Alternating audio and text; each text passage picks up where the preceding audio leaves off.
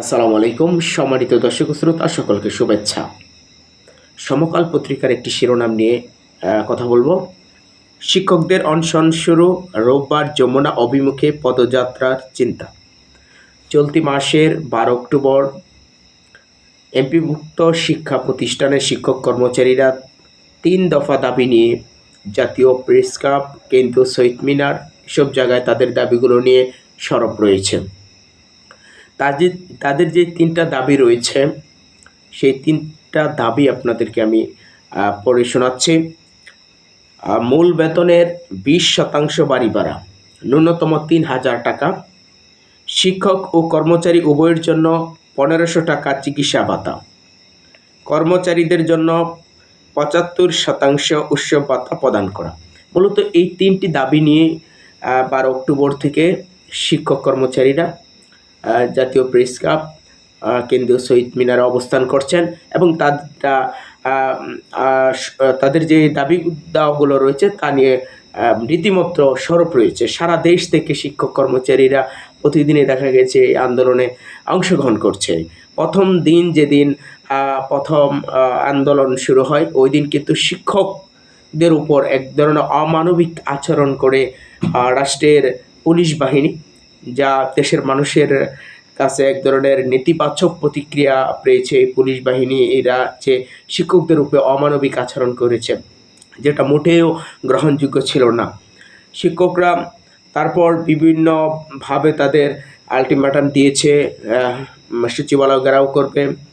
এখন তারা দেখছে যে যমুনা অভিমুখে পদযাত্রার চিন্তা করছে, আমরণ অনশন শুরু করেছে তারা কেন্দ্রীয় শহীদ মিনারে। সমকালের যে প্রতিবেদন তা দেখলাম।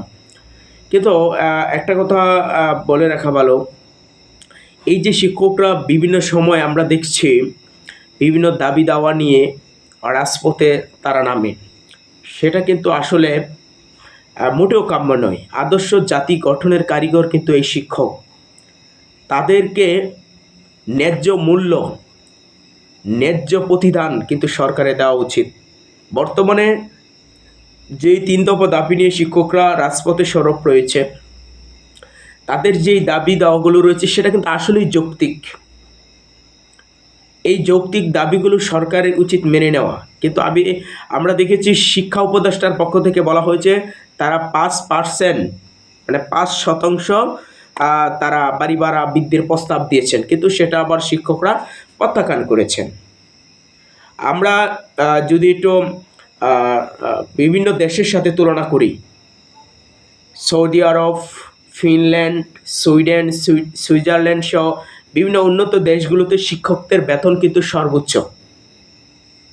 কিন্তু আমাদের দক্ষিণ এশিয়ায় শিক্ষকদের বেতন তুলনামূলক সেরকম নয়।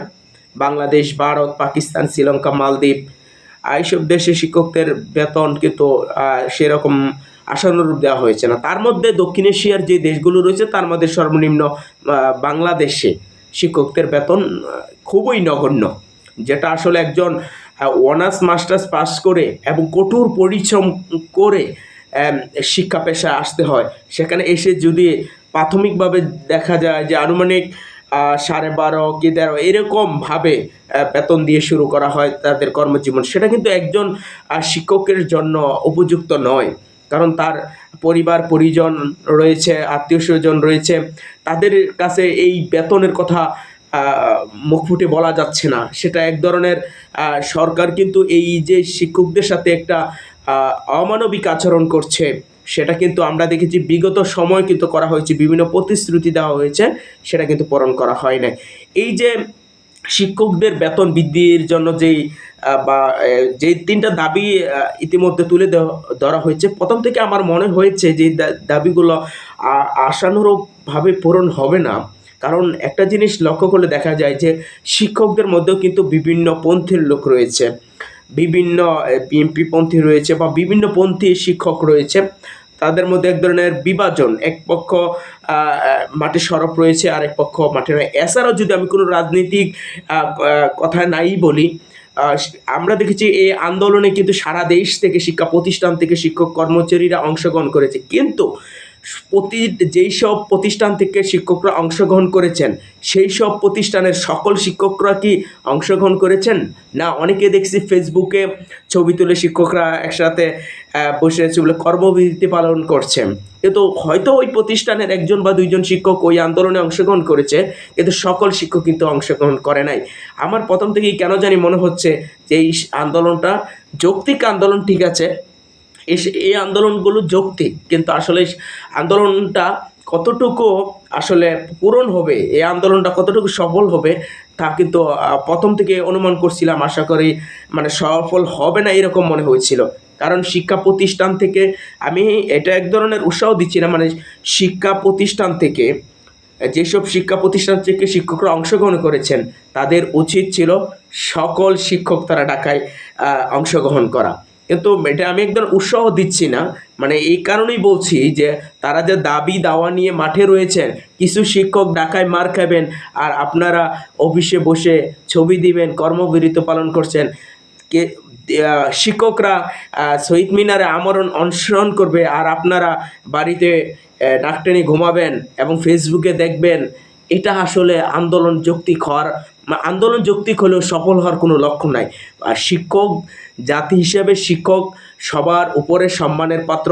আপনারা আপনাদের দাবি দাওয়াগুলো নিয়ে যদি সকলে, আপনারা প্রতিষ্ঠানের সকলে ঢাকায় যে নেতৃবৃন্দ রয়েছে তাদের ডাকে সাড়া দিতেন এবং সকল প্রতিষ্ঠান থেকে যদি একযোগে শিক্ষক ঢাকায় অবস্থান করত, তবেই মনে হচ্ছিল দাবি পালন হতে পারত। কিন্তু শিক্ষকদের মধ্যে এক ধরনের গ্রুপিং, ডিবেট বা নানা অজুহাতের কারণে হয়তো এই আন্দোলনে অংশগ্রহণ করে নাই এবং সরকার সেরকম মনে হয় নাই সরকারের কাছে যে আন্দোলনটা করছে শিক্ষকরা ওই ধরনের দাবি দেওয়া মেনে নেওয়াটা উচিত। কিন্তু আমার দৃষ্টিতে মনে হচ্ছে যে আন্দোলন যা ইতিমধ্যে হয়েছে, 12 অক্টোবর থেকে শুরু হয়েছে, অদ্যাবধিত চলছে, আরও কতদিন চলে সেটা বলা যাচ্ছে না। ইতিমধ্যে দেশের যে শিক্ষা প্রতিষ্ঠানগুলোতে রয়েছে এগুলোতে শিক্ষা কার্যক্রম ব্যাহত রয়েছে। অনতি বিলম্বে সরকারের কাছে একটি আবেদন থাকবে যে শিক্ষকদের যৌক্তিক আন্দোলন আপনারা মেনে নিন এবং শিক্ষকদেরকে তাদের সগৌরবে সসম্মানে তাদের শিক্ষা প্রতিষ্ঠানে যাতে চলে যায় সেরকম একটা আশ্বাস আপনারা দিয়ে যান এবং সেটা দাবিগুলো মেনে নেওয়ার জন্য আমি অনুরোধ জানাবো।